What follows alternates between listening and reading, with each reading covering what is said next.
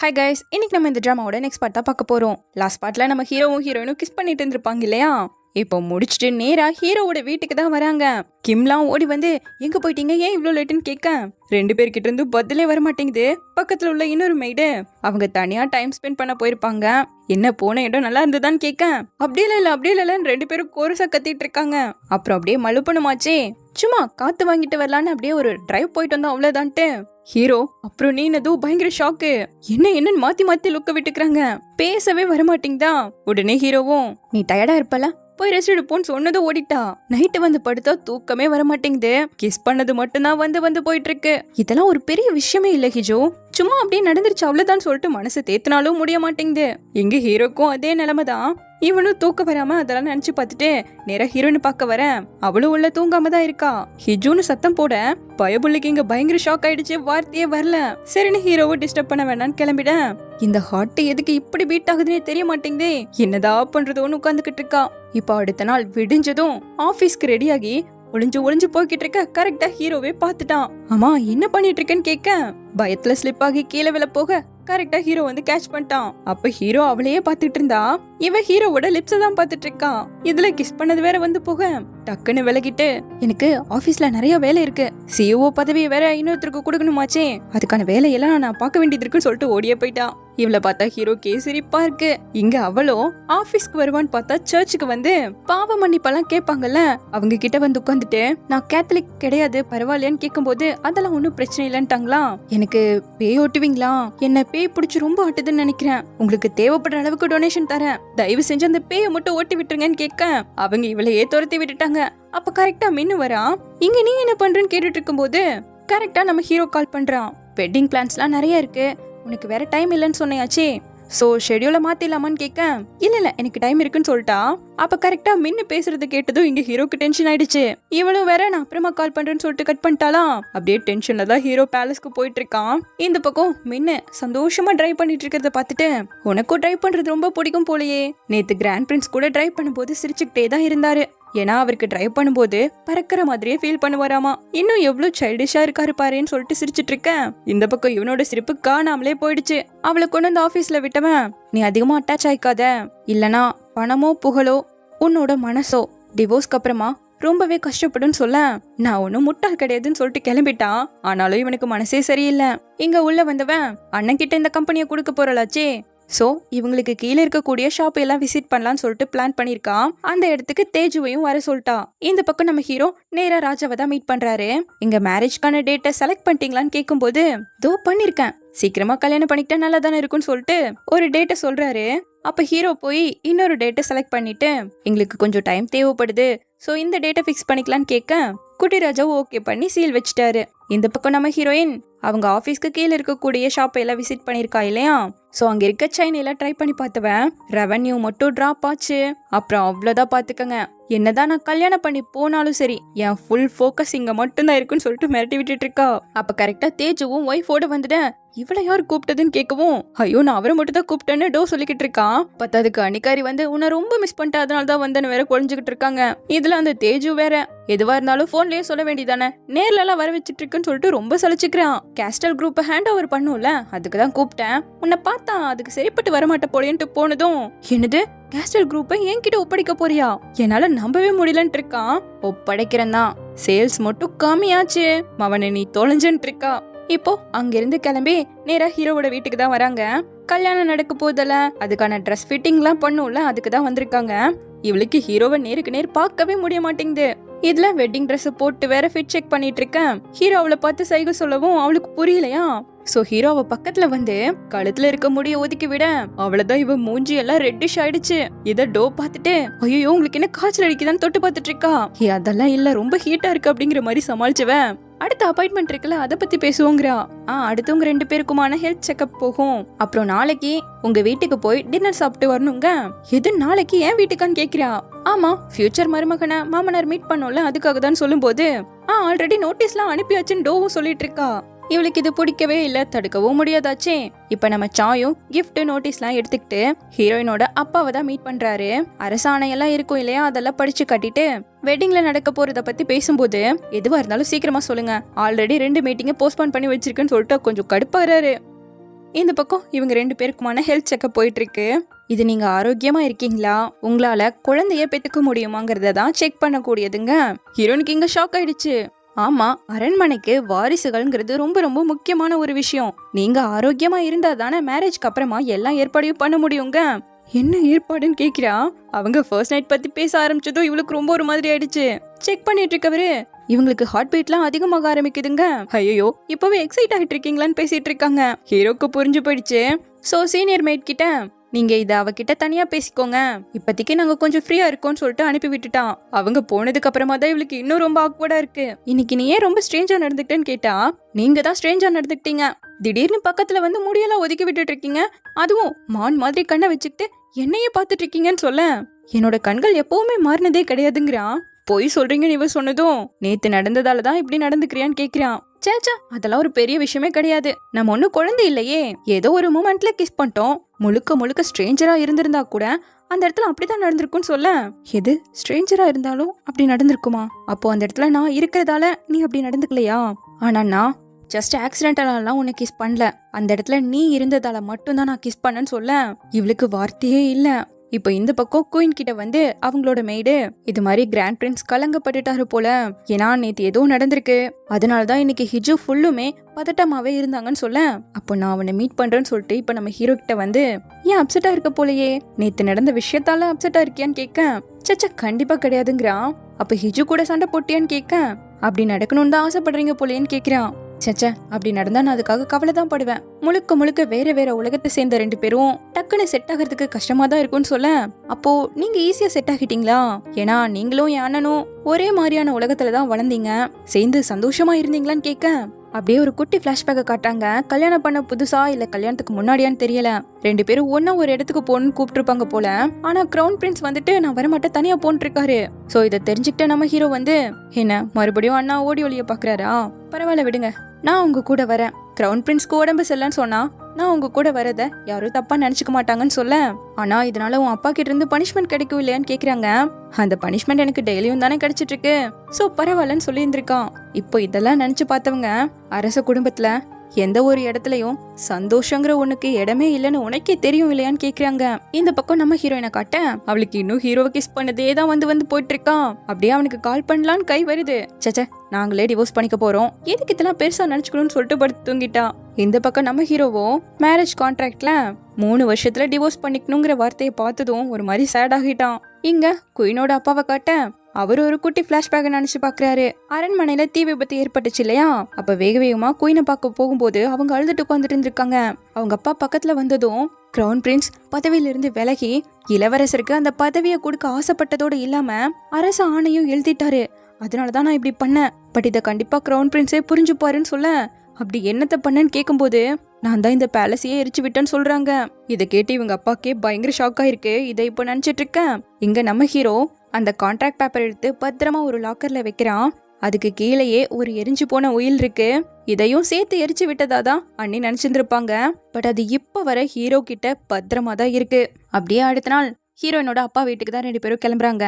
ஒருத்தரோட ஒருத்தர் சரியா பேசிக்கல. இதை பார்த்த சாயும் கீழே இறங்குனதும் எல்லாரும் பார்த்தும் சரிங்க, அப்புறம் அப்படியே இளவரசரை ஃபாலோ பண்ணிக்கோங்கன்னு சொல்ல. எப்ப இது முடியும்னு கேக்குறா. மினிமம் 4 மணி நேரமாவது இருக்கணுங்க. ஷாக் ஆயிட்டா.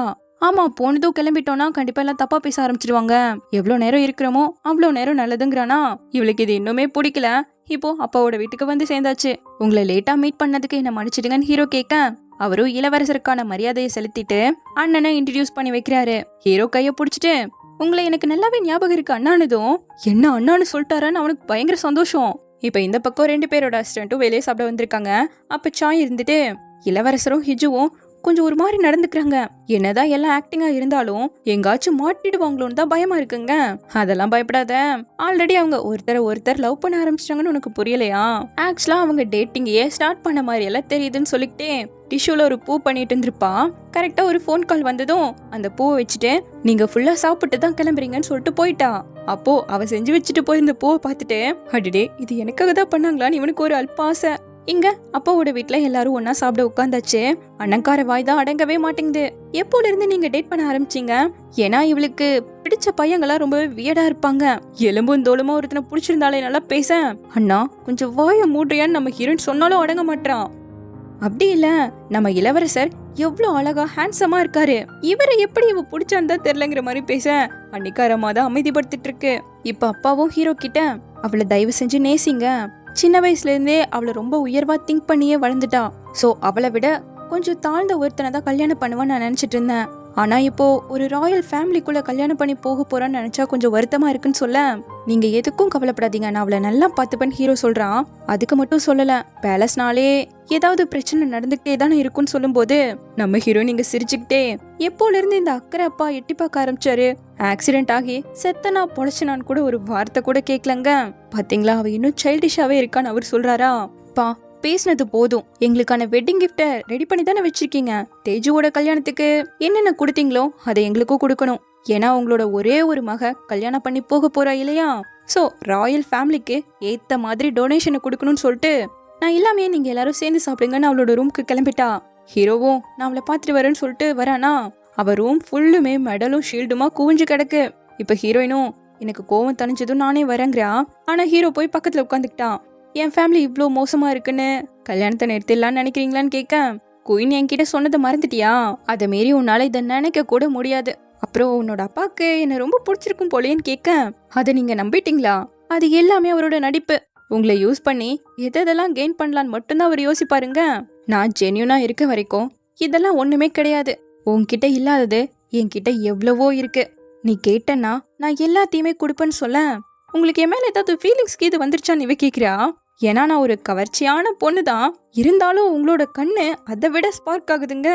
ஹீரோ சிரிச்சுக்கிட்டே, நான் உன்னை விரும்புறேன், அப்புறம் இதான் என்னோட ஃபர்ஸ்ட் டைம், என்னோட ஆசைகள் எல்லாமே ஒரு கட்டுப்பாட்டுக்குள்ளதான் இதுவரை இருந்தது, ஆனா இந்த டைம் அது அவ்வளோ ஈஸி கிடையாது, ஏன் நான் டிவோர்ஸ் கொடுக்க மாட்டேன்னு நினைச்சு கல்யாணமே வேணான்னு திங்க் பண்றேன்னு கேட்கும்போது, ஏன் கொடுக்க மாட்டீங்களான்னு கேட்கிறா. அவன் கிட்ட வந்து, நீ கவலையே படாத, உன்னை எப்பவும் என் கூடவே எல்லாம் பிடிச்சி வச்சுக்க மாட்டேன், ஜஸ்ட் அக்செப்ட் பண்ணிக்கோ, காசு கௌரவம் இல்லைனா என்னோட மனசு எல்லாத்தையும் அக்செப்ட் பண்ணிக்கோங்க, எப்பவும் உங்களை விட என்கிட்ட தான் பணம் அதிகமா இருக்குன்னு அவ சொல்லும் போது எப்பவுமே கேட்டு 2 பேரும் சிரிச்சுக்கிட்டு இருக்காங்க. ஸோ இப்படியே முடிச்சுட்டு அங்கிருந்தும் கிளம்பியாச்சு. இப்ப ஹீரோனுக்கு கொஞ்சம் ரிலீஃபா ஃபீல் பண்றா. ஸோ அவளை பார்த்துக்கிட்டே ஹீரோ அவளோட கையை பிடிக்கலான்னு போகும்போது கரெக்டா மின்னு கால் பண்ணிட்டான். இப்பதான் அங்கிருந்து கிளம்பணும், இளவரசர் பக்கத்துல தான் இருக்காருன்னு ஸ்பீக்கரை போட்டு விட்டா. எப்படி போச்சுன்னு மின்னு கேட்க, என்னோட மாமனாருக்கு என்ன ரொம்பவே பிடிச்சிருக்குன்னு சொல்லும் போது அதுக்கு அவன் பெருசா ரியாக்ட் பண்ணாம, இன்னைக்கும் அப்பா கூட சண்டை போட்டியான்னு ஹீரோயின் கிட்ட பேச ஆரம்பிச்சுட்டான். இது பிடிக்காம இந்த பக்கம் ஹீரோ திரும்பிட அவ ஸ்பீக்கர் ஆஃப் பண்ணிட்டு, எங்க அண்ணன் கிட்ட ஹேண்ட் ஓவர் பண்ணலாமா வேணாமான்னு டவுட்டா இருக்குன்னு சொல்லிட்டு அவன்கிட்ட சிரிச்சு பேசுறது ஹீரோக்கு கொஞ்சம் கூட பிடிக்கவே இல்ல. தென் இப்போ நேரா ஹீரோவோட வீட்டுக்கு வந்ததும் கல்யாணம் வரைக்கும் 2 பேரும் தனித்தனியா தான் இருக்கணும். சோ நம்ம ஹீரோனை பார்த்து கல்யாண நாள் சந்திப்போன்னு சொன்னவன் அவ பக்கத்துல வந்து, விட்டு போகிறது எனக்கு கொஞ்சம் வருத்தமா தான் இருக்குன்னு சொல்லிட்டு போறானா. இதை கேட்டு வெக்கத்துல நம்ம ஹீரோயின் சிரிச்சுக்கிட்டு தான் இருக்கா. இப்ப அப்படியே உள்ள வந்ததும் எல்லாம் எப்படி போச்சுன்னு மாத்தி மாத்தி கேட்க ஆரம்பிச்சுட்டாங்க. விட்டு போக மனசே இல்லாம ஹீரோ வேற போறேன்னு சொல்லிட்டு போனால அதை வேற இங்க சொல்லி எல்லாரும் சிரிச்சுக்கிட்டு இருக்காங்க. அப்புறம் இப்ப எல்லாரும் ஒன்னா சேர்ந்து சாப்பிட்டுதான் வந்திருக்காங்களா. அப்படி ஜாலியா சாப்பிட்டுட்டு இருக்கும் போது குயின் வச்ச ஸ்பையும் கூட தான் உட்காந்துட்டு இருக்கா. அவ ஒரு மாதிரியா இருக்கா. இப்ப அடுத்த நாள் நம்ம ஹீரோ அப்படியே பயங்கர கோவத்தோட நேரா மின்னதான் மீட் பண்றான். நான் ஹிஜுவை விரும்புறேன்னு உனக்கு ஆல்ரெடி தெரியும் தானேன்னு கேட்க, அப்படி தெரிஞ்சதால மட்டும் என்ன மாற போகுதுன்னு கேட்கிறான். மாறாது, நீ உன்னை மாத்திக்கணும், அவகிட்ட இருந்து நீ டிஸ்டன்ஸை மெயின்டைன் பண்ணுங்க. இந்த விஷயம் ஹிஜுக்கு தெரியுமான்னு கேட்கிறான். நான் தானே இங்க வந்திருக்கேன், அவளை உள்ள இழுக்காதுன்னு ஹீரோ சொல்லும் போது, இங்க பாருங்க ஹைனஸ், நீங்க இப்படி பண்றதால ஹிஜுக்கு தான் இன்னும் கஷ்டம், இதை அவ உங்ககிட்ட இருந்து ஆசைப்படலன்னு சொல்றான். இதுக்கு ஹீரோ என்ன பதில் சொன்னான்னு காட்டல. இப்ப அங்கிருந்து கிளம்பினவன், இந்த ஹிஜு என்னதான் பண்றான், சாப்பிடாம கொள்ளாம வேலையை பார்த்துட்டு இருப்பாளான்னு கேட்கும் போது, ஆமா பின்ன கல்யாணத்துக்கு முன்னாடியே அவங்களோட சிஇஓ பதவியே ஹேண்ட் ஓவர் பண்ணுமாச்சே, பாவம் இதனால மிஸ் டோவும் சேர்ந்துதான் ரொம்ப கஷ்டப்படுறாங்கன்னு சொல்லும் போது ஹீரோ இதெல்லாம் காதுலே வாங்கிக்காம, என்னதான் பிஸியா இருந்தாலும் சாப்பிட மட்டும் மறந்துடாதன்னு ஹீரோயினுக்கு மெசேஜ் பண்ண, அப்ப கரெக்டா ஹீரோயினோட ப்ரொமோஷன் எல்லாம் பில்டிங்ல இருந்து ரிமூவ் பண்ணிட்டு இருக்காங்க. ஏன் இப்படி பண்றாங்கன்னு கேட்கும்போது, ராயல் ஃபேமிலி பர்சனல் ப்ரொமோஷன்லாம் பண்ணக்கூடாதுல, அதனால தானே சாய் சொல்றானா. சோ உடனே எதுக்காக இப்பவே ஆட் எல்லாம் ரிமூவ் பண்றேன், உன்னால முடிஞ்ச வரைக்கும் ஏர்ன் பண்ணிக்கோன்னு இருக்கான். இப்போ இந்த மெசேஜை பார்த்துட்டு நம்ம ஹீரோயின் மீட்டிங்ல இருக்கிறது கூட மறந்து போய் சிரிச்சிட்டு இருக்கா. ஃபோக்கஸே பண்ண முடியலன்னா பாத்துக்கோங்களேன். இப்ப அப்படியே அவங்களோட வெட்டிங் டேவும் வந்துருச்சு. ஒரு பக்கம் நம்ம ஹீரோ ரெடி ஆகிட்டு இருக்க, ஹிஜு என்ன பண்றான்னு கேக்குறான். அப்போ உடனே சீனியர் மெய்ட் பார்த்துட்டு, ஹைனஸ் இனிமேல் நீங்க அவங்கள ப்ராப்பரா தான் அட்ரஸ் பண்ணுன்னு சொல்லுவோம், என்னோட ஒய்ஃப் என்ன பண்ணிட்டு இருக்கான்னு கேட்டு ஒரே வெக்கமா வந்துட்டு இருக்கு. இந்த பக்கம் நம்ம ஹீரோயினும் அழகா ரெடி ஆகிட்டு இருக்க. கரெக்டா அண்ணனோட ஒய்ஃப் வந்திருக்காங்க. மேக்கப்பை பார்த்துட்டு என்னடா சொல்ல போறாங்கன்னு முழிக்க அழகா இருக்குன்னு சொல்லிட்டாங்க. அப்புறம் போட போற ஷூ வாங்கி காலில் மிதிக்க என்ன பண்றீங்கன்னு எல்லாரும் பதறவும், இல்ல இப்படி மிதிச்சாதான் நாள் ஃபுல்லா வியர் பண்ண கரெக்டா இருக்கும்னு சொல்லிட்டு இருக்காங்க. அப்ப கரெக்டா மின் கால் பண்ணிருக்கான். என்னம்மா ரெடி ஆக்கிட்டியா, இல்ல கல்யாணத்தை நிறுத்த கீது பிளான் பண்ணிட்டு இருக்கியான்னு கேட்க, நிறுத்த சொன்னா நீ அதுக்கு ஹெல்ப் பண்ணுவியான்னு இவ திருப்பி கேட்டுட்டு இருக்கா. சோ இதுக்கு அவன் சிரிச்சிட்டு இருக்கும்போது கரெக்டா ஆப்போசிட்ல குயின் வராங்க. காலை கட் பண்ணிட்டு மரியாதை கொடுத்துட்டு இருக்கேன். நீ உன்னோட கண்ட்ரோல்ல மீற நாளுக்காக தான் நான் வெயிட் பண்ணிட்டு இருக்கேன்னு சொல்றாங்க. நம்ம மென்னுக்கு ஹீரோயின் மேல லவ் இருக்குங்கிறது இவங்களுக்கு தெரிஞ்சு போயிடுச்சு. அந்த டான்ஸ் அப்பவே கண்டுபிடிச்சிட்டாங்க. இங்க நம்ம ஹீரோயினும் ஃபுல் மேக்கப் போட்டு வெளியே வர கூப்பிட்டு போறதுக்காக அவங்க ஃபேமிலி ஃபுல்லா வெயிட் பண்ணிட்டு இருக்காங்க. வெட்டிங்க்கு இப்படிதான் மேக்கப்லாம் பண்ணுவாங்க போல. சோ இப்போ கல்யாணம் நடக்கக்கூடிய இடத்துக்கு முதல்ல ஹீரோ வந்துட்டு, ரெண்டாவது நம்ம ஹீரோனை கூப்பிட்டு வந்துட்டு இருக்காங்களா. அப்ப தெரியாம கால் தடுக்கிடுச்சு. ஐயோ அப்படிங்கிற மாதிரி போக ஹீரோ இதை பார்த்து சிரிச்சுக்கிட்டு இருக்கான். இப்போ 2 பேருக்குமான கல்யாண சடங்கு நடக்க ஆரம்பிக்குது. இனிமேல் நீங்க 2 பேரும் எல்லா விஷயங்கள்லயும் ஈக்குவல் தான். சொர்க்கம் மற்றும் பூமியின் சாட்சியா நீங்க 2 பேரும் கணவன் மனைவி ஆகியாச்சுன்னு சொல்லிட்டு டீ மாதிரி ஏதோ குடிக்கணும் போல. அப்பவே அவளுக்கு போற ஏற டக்குனு ஹீரோ உனக்கு ஒன்னும் ஆள் இல்லைன்னு கேக்குறான். சச்சா அதெல்லாம் ஒன்னும் பிரச்சனை இல்லைன்னு சொல்லிட்டு இப்ப அடுத்து அப்பா சில அறிவுரைகள்லாம் சொல்லணுமாமா. அவர்கிட்ட திரும்பினதும் காலையில இருந்து நைட்டு ஃபுல்லா எப்பவும் நீ எச்சரிக்கையாவும் மரியாதையாவும் நடந்துக்கணும். ரூல்ஸை முழுக்க முழுக்க ஃபாலோ பண்ணுன்னு சொல்ல, கண்டிப்பா நான் ஃபாலோ பண்ணுவேன்னு சொல்றா. அப்ப அவங்க அப்பா கிட்ட வந்து தலை குனிஞ்சிருக்காத, இப்படி உன்னை பார்த்தா ரொம்ப வீக்கா இருக்குன்னு சொல்லிட்டு போயிட்டாரு. இவரா இப்படி பேசுறாருன்னு இவளுக்கே கொஞ்சம் ஷாக்கு. சோ இப்படி நல்லபடியா கல்யாணம் முடிஞ்சு அடுத்து ஊர்வலம் போறாங்க. அவங்கள சுத்தியும் பொதுமக்களும் மீடியாஸும் நிறைஞ்சிருக்கு. 2 பேரும் சிரிச்சுக்கிட்டே ஹாய் ஹாய்னு காமிச்சுக்கிட்டே இருக்காங்க. இத ஹீரோ வீட்டுல இருக்க மேட் எல்லாரும் பார்த்து ரொம்ப சந்தோஷப்படுறாங்க. அப்படியே கண்ணெல்லாம் கலங்கிட்டு இருக்கேன். அந்த ஸ்பை பொண்ணுக்கு மட்டும் ஒரு மாதிரி பயத்துல கண்ணு கலங்குது. ஏதோ வேலையை காட்டிட்டா போல. இந்த பக்கம் ஹீரோ ஹீரோயினை காட்ட இன்னும் நல்லா சிரிங்கிற ஹீரோ 2 பேரும் ஹெட்செட்ல தான் பேசிட்டு இருக்காங்களா. எது சிரிச்சு சிரிச்சு எனக்கு வாயெல்லாம் வலிக்குது, இப்படிதான் ஒவ்வொரு ஈவெண்ட்டுக்கும் சிரிச்சுக்கிட்டே இருக்கணுமான்னு கேட்க, அப்படியெல்லாம் இல்ல இதோ சீக்கிரமாவே முடிஞ்சிரும் இருக்கான். இத டிவில பாக்குற மின்னுக்கு தாங்கல, கண்ணெல்லாம் கலங்கிடுச்சு.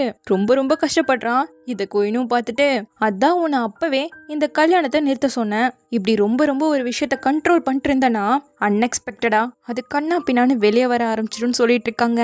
இப்போ நம்ம ஹீரோவும் ஹீரோயினும் ராஜா ராணி கிட்ட ஆசீர்வாதம் வாங்குறதுக்காக தான் வந்திருக்காங்க. சீனியர் மைட் வாழ்த்துக்கள் சொல்லி இன்வைட் பண்ணும்போது நம்ம ஹீரோவை பக்கத்துல போய் வாழ்த்துக்கள் சொல்லிட்டு இப்ப 2 பேரும் ஒன்னா ராஜா ராணிய பாக்குறதுக்கு உள்ள வராங்க. அங்கதான் மென்னு நின்னுட்டு இருக்காரு. வெளியே மீடியாஸ்லாம் கவர் பண்ணிட்டு இருக்காங்க. அரசு அதிகாரிகள் எல்லாருமே நிக்க முதல்ல நம்ம மென் ஹீரோவுக்கு வாழ்த்துக்கள் சொல்லிட்டு ரெண்டாவது நம்ம ஹீரோயினுக்கு சொல்லும் போது அவளும் தேங்க்யூன்னு சொல்ல பயங்கரமா இருமல் வந்து கண்ணெல்லாம் மங்கலாயிடுச்சு. ஹீரோவே தெரியாம போய் அப்படியே மயங்கி விழுந்துட்டா. ஹிஜுன்னு பயங்கரமா ஹீரோ கத்துறான். அவளுக்கு என்ன ஆச்சுன்னே தெரியல. அப்படியே கட் பண்ணி இப்போ எக்ஸ்ட்ரா எபிசோட காட்டாங்க. ரொம்ப கோவமா நம்ம ஹீரோ மீனை மீட் பண்ணிருப்பான்ல. அப்ப கூட மீன் கடைசியா நீங்க இப்படி பண்றதால ஹிஜுக்கு தான் ரொம்ப கஷ்டம், இத உங்ககிட்ட இருந்து அவ எதிர்பார்க்கலன்னு சொல்லிருப்பான். அதுக்கு நம்ம ஹீரோ அவ ஏன் உன்னை கல்யாணம் பண்ணிக்கல, என்ன கல்யாணம் பண்ணிக்கிறதால என்ன அவளுக்கு கிடைக்குதோ அதே விஷயம் உன்னை கல்யாணம் பண்ணிட்டாலும் அவளுக்கு கிடைக்கும். ஒருவேளை உன்கிட்ட இல்லாத ஏதோ ஒரு விஷயம் என்கிட்ட இருக்கு, அவ அதை தான் எதிர்பார்க்கறாளோங்கிற மாதிரி ஹீரோ கேட்டுதான் வந்திருக்கான். ஸோ இப்படியே இந்த பார்ட் முடியுது. சீக்கிரமாவே இதனோட நெக்ஸ்ட் பார்ட்ல வந்து பாக்குறேன். தேங்க்யூ.